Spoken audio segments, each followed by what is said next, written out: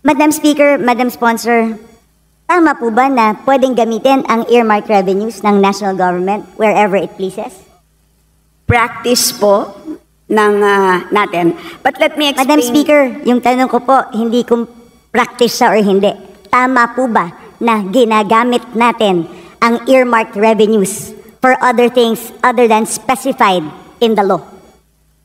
Kinokolekta ng ahensya ang revenue, dinedeposito sa treasurer, habang hindi ginagamit ang cash, gagamitin muna ang cash sa pagpapatakbo ng buong government kasi po ang pangongolekta ng buwis hindi naman po January 1. Meron na tayong buwis. Paano natin babayaran ang sweldo ng ating mga page, ang sweldo ng mga government employees? Wala po tayong ibabayad sa inyo na sweldo kung hindi natin gagamitin ang cash na yan. Yan po ang ibig sabihin ng earmarked revenues. Madam Speaker, saan po nakasulat na ganun ang ibig sabihin ng earmarked revenues?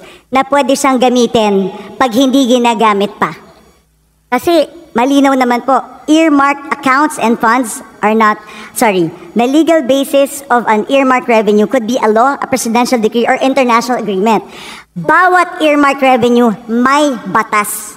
At walang blanket authority doon na sinasabing pwede mo munang gamitin habang hindi ginagamit ng agency. Gusto ko lang po makahanap ng legal basis mula umpisa.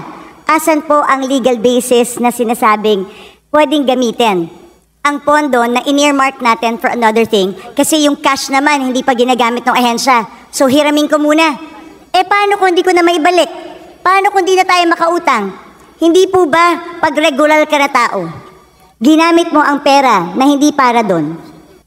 Madam Speaker, hindi na natin alam saan napunta yung pera na ginamit na yon. Oo, nandyan. Pero nung hiniram nila, para kang nagsabi sa any empleyado, ito petty cash natin sa opisina. So, ibig sabihin, kung meron akong petty cash dito sa opisina, kung merong mga ilangan sandali, ay hiramin ko lang sandali, ibabalik ko naman eh. Pag nabuko mo yung empleyado mo, is it acceptable? Is that okay? Does it make it okay? Madam Speaker, thank you for sharing your thoughts on the matter. I have exhausted my opinion on this. As I said, there's the DOJ, perhaps, who can weigh in on this, and the rest of the members on the matter.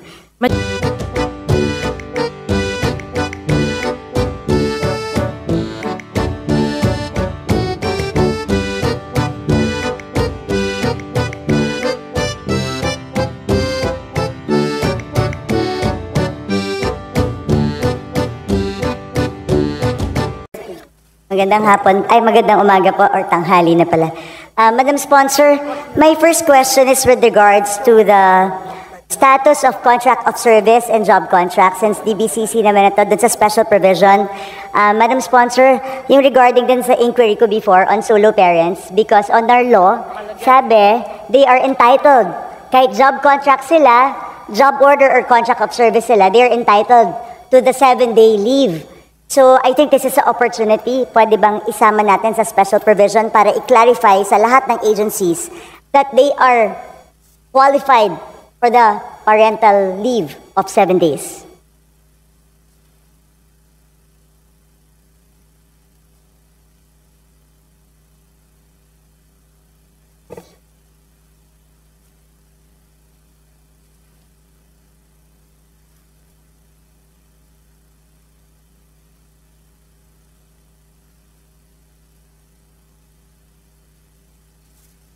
Madam Speaker, umaandar po yung oras.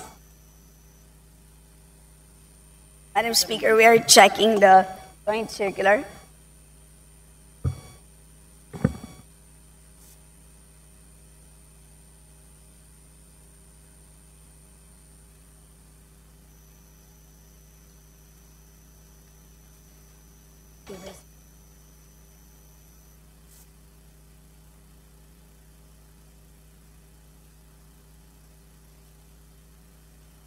Madam Speaker. Madam Speaker, there's a joint circular, and there's a joint circular number 1, series of 2017, issued June 15, 2017. And I will read to you one provision which could be a problem. And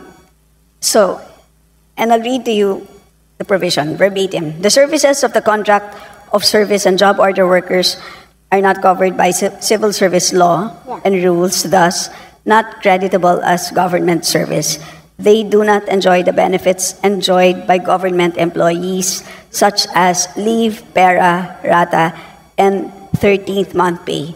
So that is what the DBM has told me, but if it is specific in the solo parents law, I will support you, Madam Speaker, Your Honor. Yes, Madam Speaker, because a mere joint memorandum circular isn't enough para na-supersede. May batas tayo, bagong Yes. pasa yung batas, mas latest Yes. yung batas.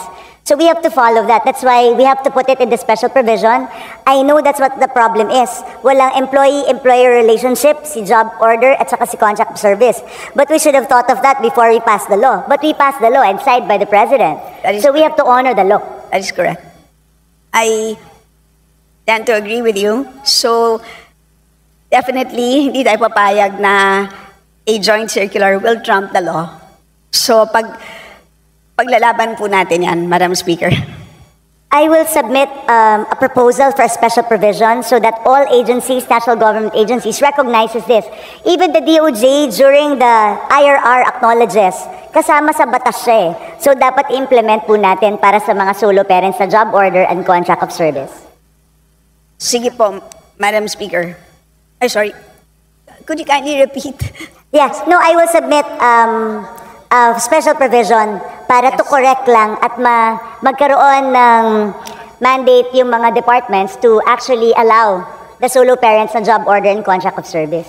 Pinasa natin yung batas eh, so I have to honor it.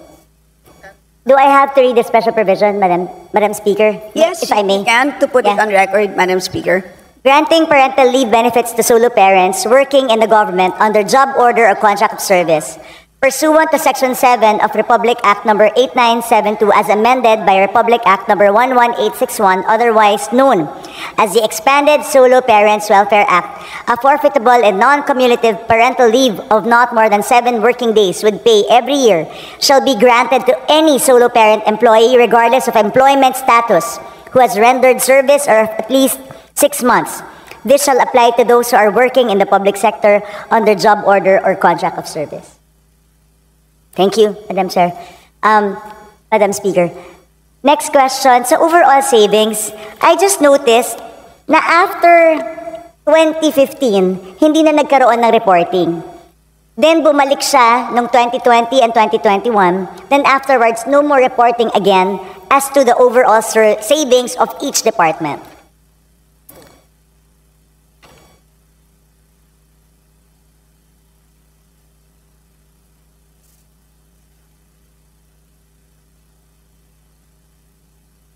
Madam Speaker, may we ask for a 1-minute suspension? Session suspended.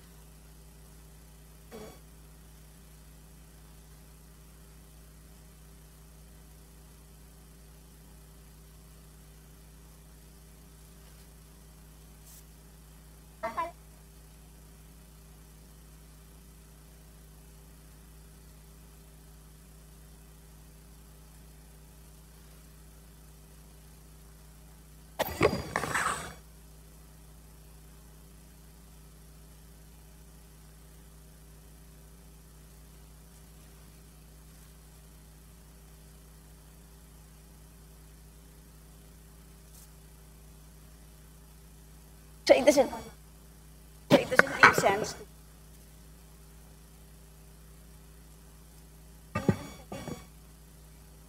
Madam Speaker. Session resumed. Please proceed. Madam Speaker, Your Honor, as you know, the meaning of savings is now different.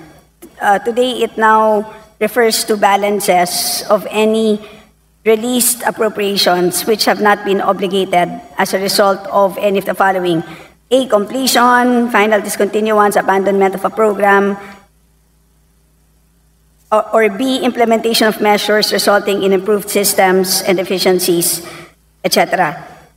So today, in other words, hindi na siya kinocompute for all. Yun na ngayon ang practice ng DBM. So if there is a number that you have in mind, for example, do you wish to know unutilized appropriations for the entire government? Is that what you wish to know? Madam Speaker, parang di naman po nagbabago yung definition ng overall savings. Yung savings naman talaga is, as you said, yun ang definition ng savings natin. At kaya nire-reflect yun kasi ito yung mga hindi nagagamit, like you said. And then nire-report kasi yun and it's being transferred to other agencies. Ang sa akin, I'm looking for a tutorial. They have to report it to us, just like before. For example, ang overall savings natin in 2020 is 3.5 billion. That's why it's also significant And then for all those savings, nakalagay dyan kung saan tinransfer sa bawat agency. Pag sinabi mo kasing savings, transfers from each agency na transfer ang savings ng bawat isang ahensya, pupunta ngayon sa overall savings. And then yung overall savings, it's a transfer to.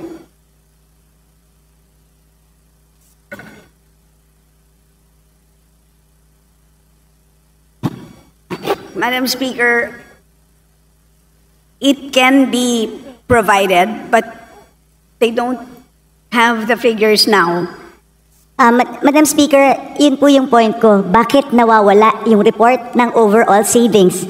Dapat nakikita po natin yon dito sa Kongreso kasi savings po yan na hindi na po alam ng Kongreso kung saan napupunta. And it's part of our obligation to know where these savings are. Saan nanggaling? Kasi that's where we see how efficient ang ating mga departments. So baka pwede pong isubmit sa atin today para makita po natin.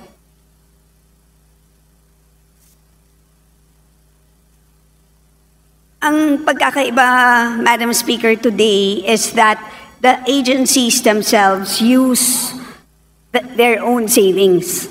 So, they can modify on their own. So, hindi katulad dati na nililipat sa ibang ahensya. And does this mean hindi siya nire-report sa... No, pero, yes. So, but as a result of that change in practice, kaya nagkaroon din sila ng ibang pagre-report, but tama po yung observation ninyo, and I think that is a very important point. Hindi naman dahil nag-iba ng practice ay nawala na sila ng responsibilidad na mag-report. So, because of that, they will submit the report on savings. They will provide the report as... Okay, but henceforth, they will include it in the BSF moving forward. But you will submit within the week to the Committee on Appropriations and we will copy furnish all members. Yes, please, Madam Speaker, kasi napaka-importante po na alam natin how efficiently they're using. Napakadaling mag-declare ng savings kung bibigyan natin ng blanket authority ang departments to use the savings and use it whenever they want or augment something without passing through Congress. E di i-bloat na lang palagi yung bidding, yung ABC. Tapos magdadive. You know, this is not acceptable, should not be acceptable to us. That's why we need those reports. Kaya sana po, within the week, or sana nga within the day or hanggang tomorrow para naman po mapag-aralan, Madam Speaker. Anyway, my next question refers to, dito na ako sa, alam naman ni Madam Sponsor ito, yung tungkol sa earmark revenues.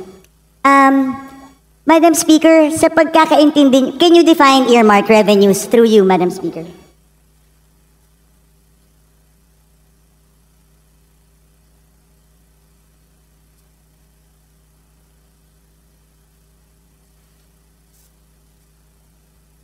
Earmarked revenues, Madam Speaker, are identified revenues required by law to be used for designated activities, benefits, or purposes which can be either classified as use of income or special account in the general fund or SAGF. Nung pong nag-interpolate tayo, sinabi po sa akin that the cash isn't available because the cash is being used. Madam Speaker, Madam Sponsor, tama po ba na pwedeng gamitin ang earmark revenues ng national government wherever it pleases? Yun ang practice po ng natin. But let me explain. Madam Speaker, yung tanong ko po, hindi kung practice siya or hindi. Tama po ba na ginagamit natin ang earmarked revenues for other things other than specified in the law?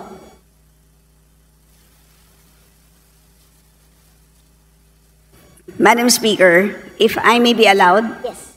parang po siyang, if I may use a comparison, parang pong kung tayo po ay nagde-deposito sa isang bangko, nagdeposito tayo ng 100 piso, iniwan natin sa bangko yung ating 100 pesos.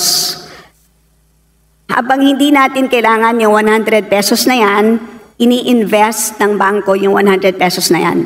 But at any point in time that we demand 100 pesos plus the interest, dapat ibibigay sa atin ng bangko yung pera natin. At any point in time that we want it, it must be available. So ganun po ang konsepto ng earmarked revenues. Congress earmarks a certain portion, kinokolekta ng ahensya ang revenue, dinedeposito sa treasurer, habang hindi ginagamit ang cash, gagamitin muna ang cash sa pagpapatakbo ng buong government kasi po ang pangongolekta ng buwis hindi naman po January 1. Meron na tayong buwis. Paano natin babayaran ang sweldo ng ating mga page, ang sweldo ng mga government employees? Wala po tayong ibabayad sa inyo na sweldo kung hindi natin gagamitin ang cash na yan.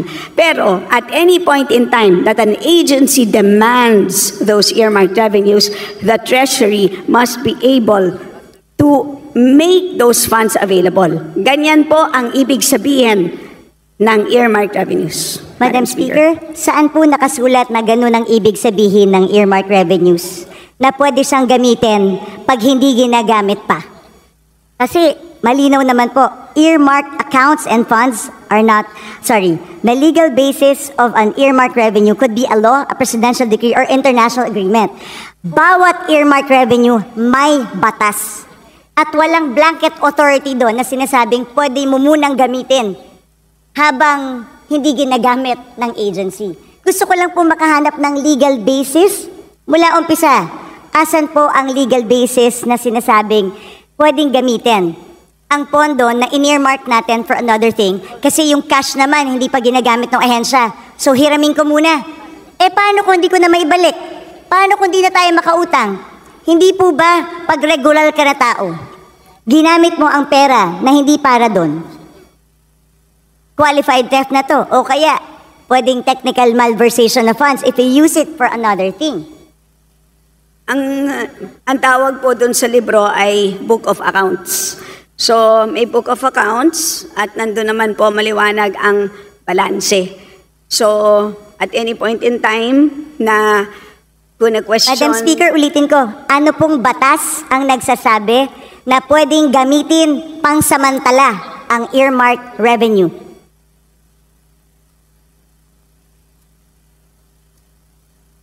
So, hindi po ginagamit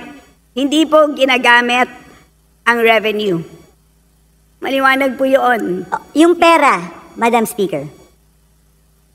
Saan po sinasabing batas na yung cash na nakolekta ng isang collecting agency para sa isang bagay na naka-earmark Kaya po tayo nagpasa ng batas sa Kongreso.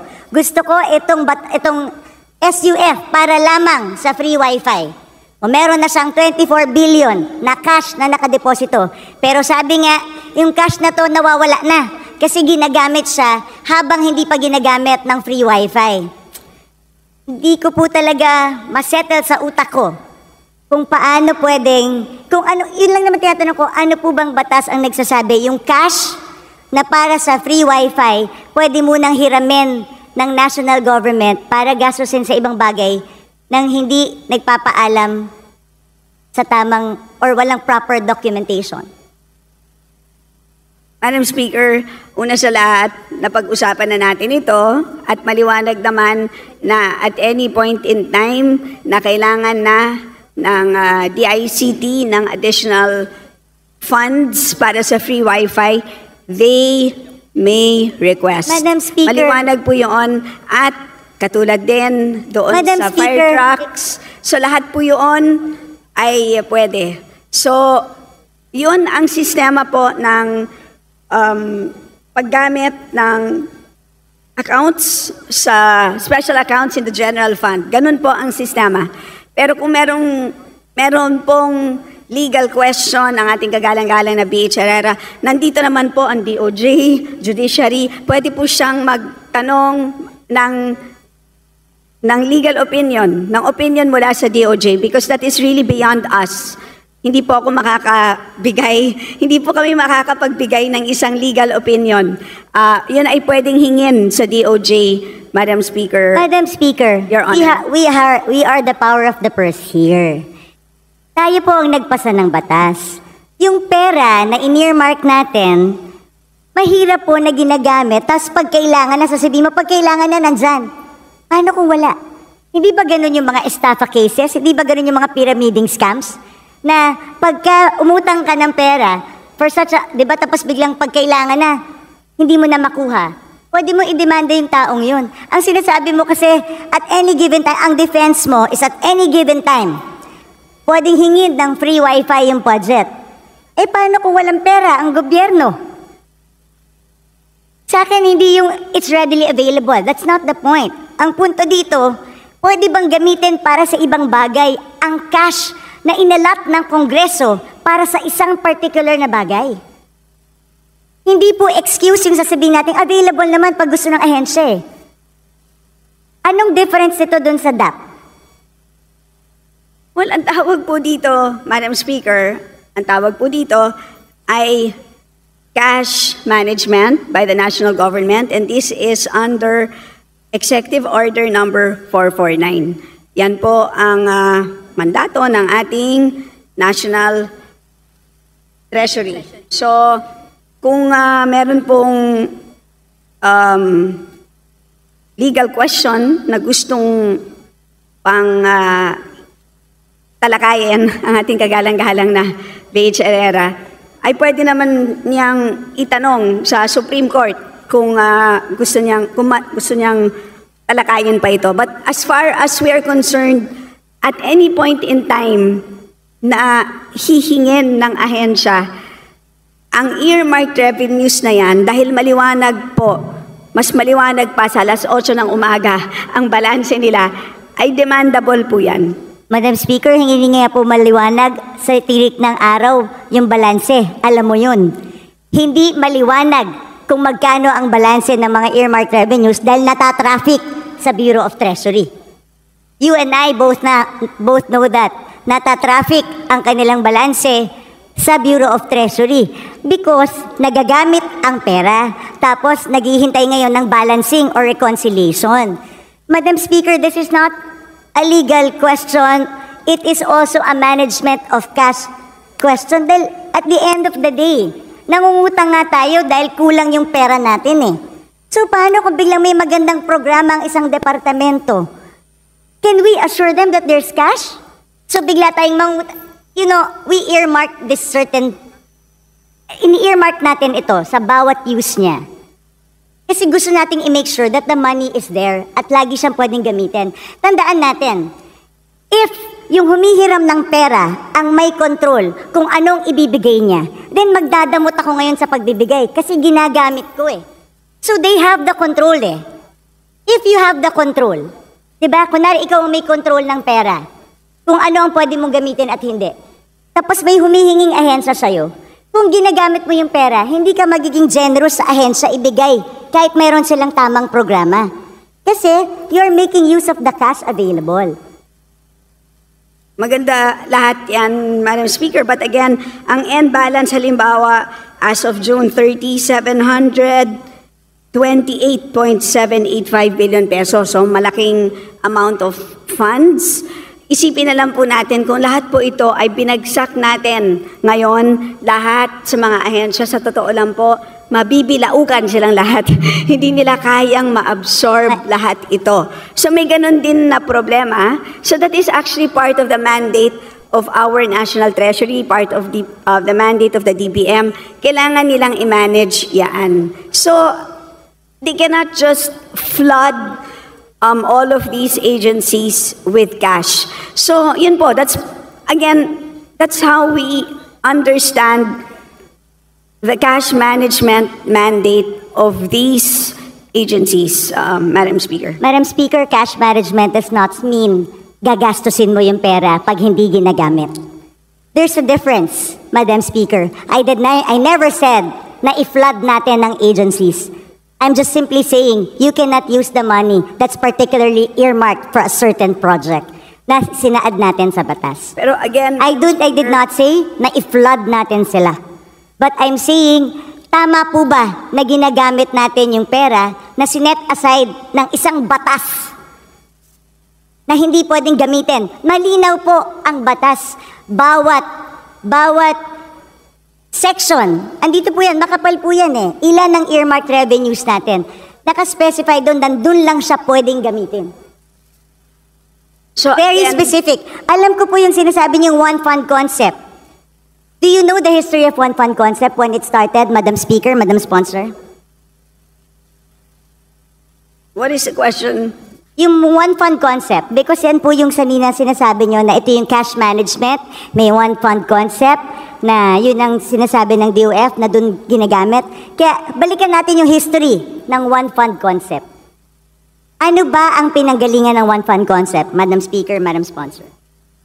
Please enlighten the body, Madam Speaker. Galing po yun sa Presidential Decree 17, Presidential Decree pa yon during the time of President Marcos, na lahat ng dormant accounts, yung mga off-budget accounts, yung mga lying around funds, yun ang pinagsama-sama.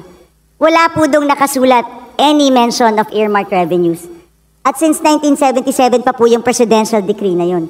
Hindi pa po na-amend or napalitan ng panibago. Ang sa akin naman, gusto ko lang ilagay sa tama.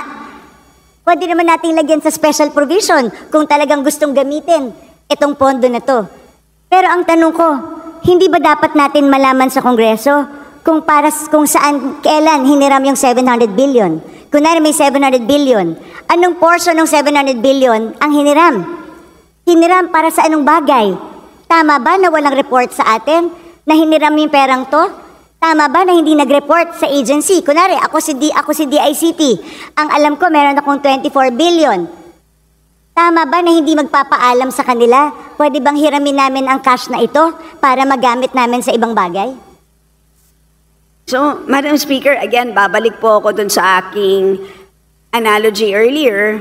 Ang bangko niyo po ba, tuwing ini-invest yung 100 piso na dineposito ninyo, ay tinatawagan ba kayo para Madam Speaker, kung ako po ay hindi nag-authorize, pwede ko pong sabihin sa bangko, huwag niyong galawin itong certain portion na to. Because tandaan niyo, hindi mo pwedeng i-relate sa bangko to. Batas ito. May blanket kang pinirmahan sa bangko. Nung nagdeposito ka, alam mo na pwede niyong gamitin para invest. That's part of the contract you paid for when you opened the account. Pero ito, batas ito na pinasa natin na earmark ang certain fund for a certain thing. Wala tayong authority na binigay doon sa ating batas o habang may cash, habang hindi ginagamit, pwede niyong gamitin, national government, kung saan niyo gusto. Pag kinapos tayo, gamitin niyo na. O basta siguraduhin niyo, pagkakailangan ko na, ibalik niyo sa akin. But again, Madam Speaker, what is important is the balance. Paglilinaw lang po kung ano ang balanse ng bawat fund ay intact po yan. Napakahuhusay po ng ating mga empleyado sa ating treasury. Complete po yan. So lahat po ng mga dinadagdag po dyan, lahat ng binabawas, intact po ang balances. Issue lang po because we have a ceiling at every point in time. Today, ang hinaharap natin na ceiling is 6.352 trillion pesos. Can you imagine? Kung pinasok po natin itong 728 billion, mauubos yung 6.3 ng 728 billion ng in-earmark ng Kongreso. So paano po yung mga programa na gustong ipatupad ng ating national government? Yun ang mangyayari dito. How will our national government function kung lahat po ng ating earmarked revenues ay pinasok natin lahat doon sa ating total budget ceiling? So yun po ang napakahirap na trabaho ng ating DBM or DBCC. So yun ang naging ang ganda nga ng konsepto, di ba, ng cash management.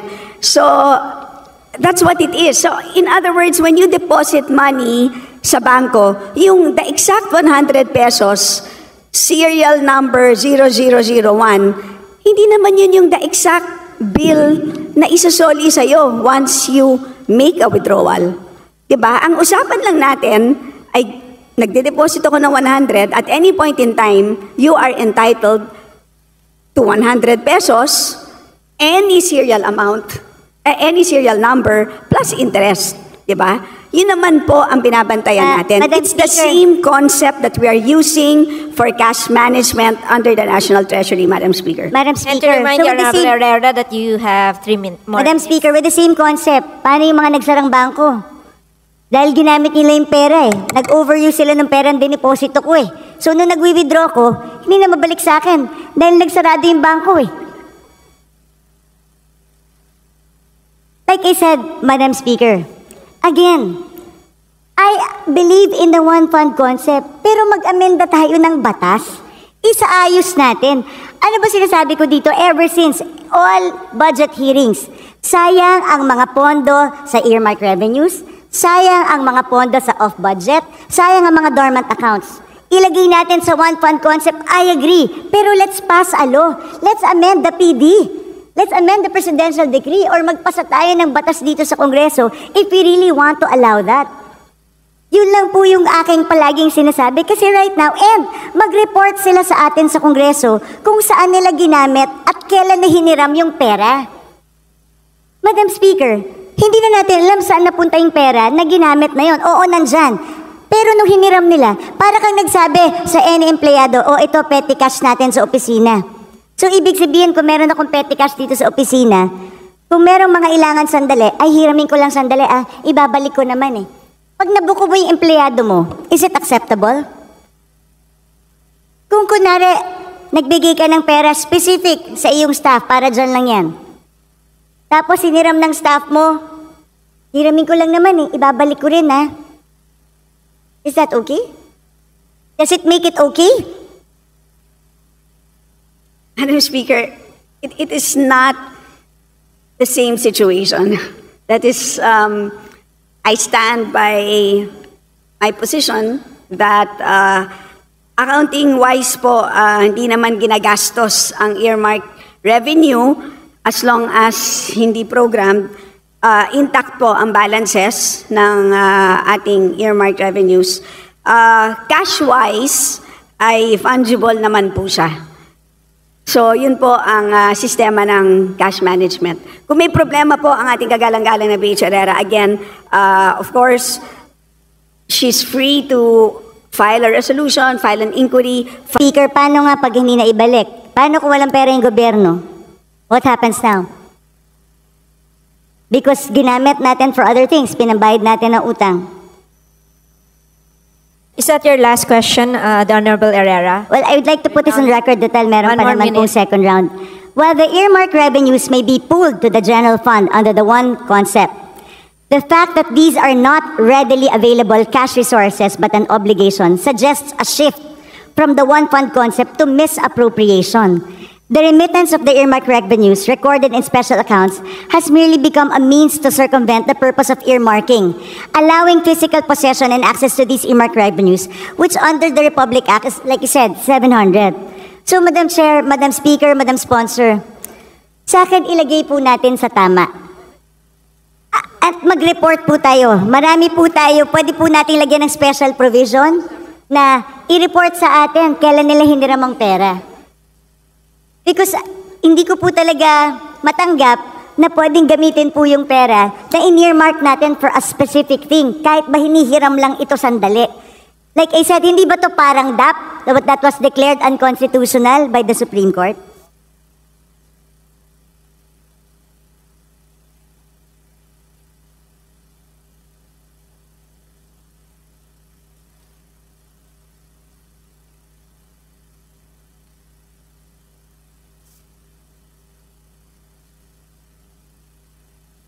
To the Honorable Stella, your final statement to the last queries of the Honorable Herrera. Yes, Madam Speaker, thank you for sharing your thoughts on the matter. I have exhausted my opinion on this. As I said, there's the DOJ, perhaps, who can weigh in on this, and the rest of the members on the matter. Majority Leader. Madam Speaker, basahin ko lang po itong Section 37 ng PD 1177. It states that even the presidential decree of the one fund concept does not even allow it.